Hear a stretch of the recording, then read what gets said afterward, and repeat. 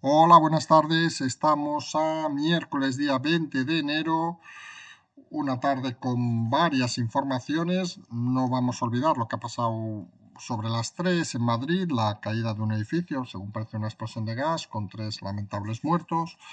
Y esperemos que el tema acabe ahí, vamos a decirlo así. Hoy, en todo caso, tenemos 3 nombres para hablar. Serían Escrivá, el ministro, Villegas, el consejero, y Biden, el presidente. A cada uno le podríamos asociar una palabra. A Escrivá sería el humillado, a Villegas el dimitido y a Biden el llegado, o el bienvenido, vamos a decirlo de otra manera. Son los 3 personajes que en este momento de la tarde tienen toda la actualidad. Empezamos por el último, Biden, proclamado presidente de Estados Unidos, al final, de momento, sin ningún otro incidente ni nada remarcable. Vamos a ver cómo es su trayectoria en estos próximos 4 años. Vamos a ver si acaba incluso la presidencia o no la acaba. Habrá que estar atentos. De Villegas hemos estado hablando durante la mañana, consejero Murcia, al que decíamos que lo mínimo que debía hacer era dimitir. Se ha vacunado él y su mujer y parece que no era personas que estuvieran, digamos, en la lista de ser vacunados, por llamarlo así. Finalmente todos habían pedido su dimisión y finalmente, ante la disyuntiva de dimitir o ser dimitido, pues ha dimitido durante el día de hoy en la Consejería de Sanidad de Murcia. Algo, seamos sinceros, lógico. Hemos dicho una cosa importante. A diferencia de otros muchos políticos, Villegas, doctor de profesión, en principio sin estar adscrito a ningún partido, pues tiene una carrera profesional. Con lo cual, a veces aquellos que entran en política para vivir de ella, pues lo tienen más difícil de dimitir. Los que entran en principio para, oiga, porque creen que es una labor social, pues si se equivocan, dimiten y se van. No pasa nada. Y creemos en el sentido que es una decisión inteligente que muchos otros políticos deberían tomar cuando se equivocan. El tercer nombre del día, vamos a ponerle nombre claramente, José Luis Escrivá, ministro de Trabajo. Lo hemos comentado también hoy. Humillado directamente por Pablo Iglesias. Según ha dicho Pablo Iglesias, según dijo, es inaceptable el tema de las pensiones y así se lo transmitía Pedro Sánchez. Hoy en un programa de radio en Onda Cero, el ministro Escrivá, pues no estaba muy contento con ese tema. Vamos a escucharlo. Posible que al vicepresidente Iglesias le pregunten el domingo por la modificación del cómputo de las pensiones y él, en lugar de decir esto no está planteado porque en ningún momento lo ha planteado el ministro de la Seguridad Social, diga que si usted sale con esta propuesta es porque alguien le ha dado instrucciones de hacerlo y que en todo caso no van a llegar al Parlamento. Pues eso tendrá que preguntárselo a otro, no a mí, porque yo es que me siento impotente ante esta pregunta porque no puedo. No es la realidad que yo vivo. Pero se lo digo totalmente, honestamente, pero lo he dicho muchas veces, no lo he dicho la primera vez que lo digo, ¿eh? Y en otros temas, el ingreso mínimo vital. No es la primera vez que nos ocurre esto. Es decir, esto no es, también podrían ustedes pensar que no es la primera vez que pasamos por esto, ¿verdad? ¿No? Pues está claro que si no es la primera vez que pasan por esto, señor ministro, es que le están ninguneando o directamente, pues que le están humillando. Y hombre, y no sabemos su situación personal, pero seamos sinceros, ¿tanto vale la pena ser ministro para dejar que te humillen así de libremente? No sé, algunos, sinceramente, no lo acabamos de entender que el cargo de ministro acarree una humillación constante. Y está claro que Pablo Iglesias tiene en el ojo del huracán a algunos ministros y Escrivá es uno de ellos.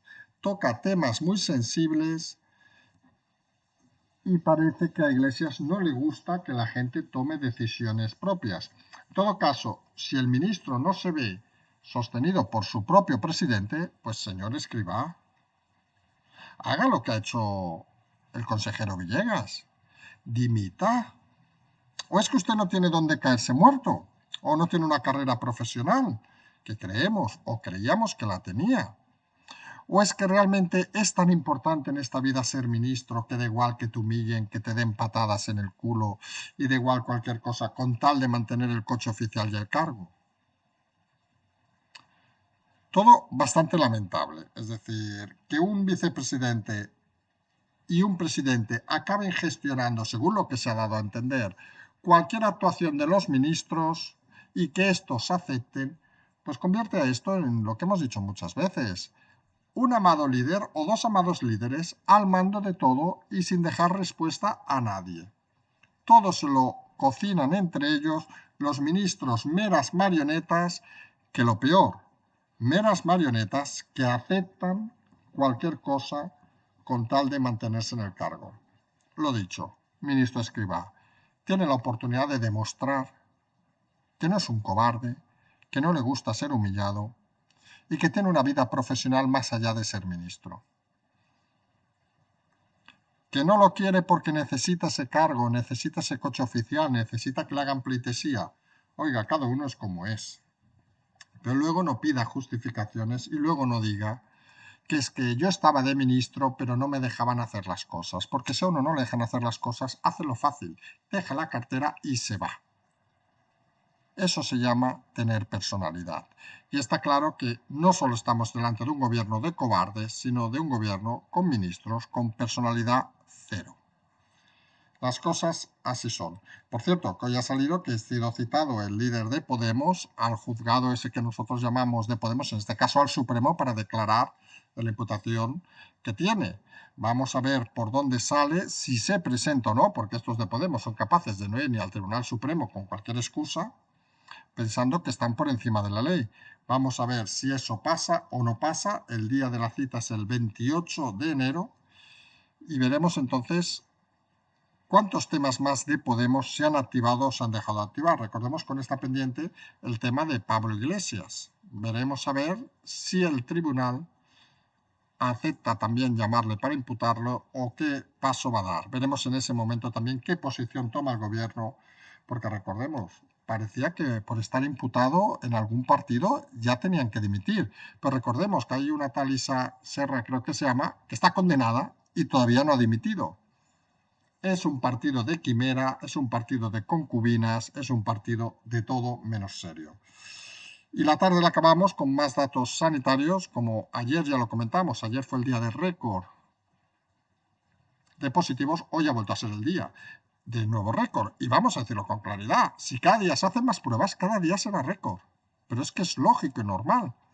Ya lo explicamos ayer, que si antes se hacían 10 pruebas y ahora se hacen 1000, es normal que haya récord. Faltan datos, y lo hemos dicho muchas veces, porque falta saber, por ejemplo, un dato clave que nos comentaba un oyente en el día de ayer.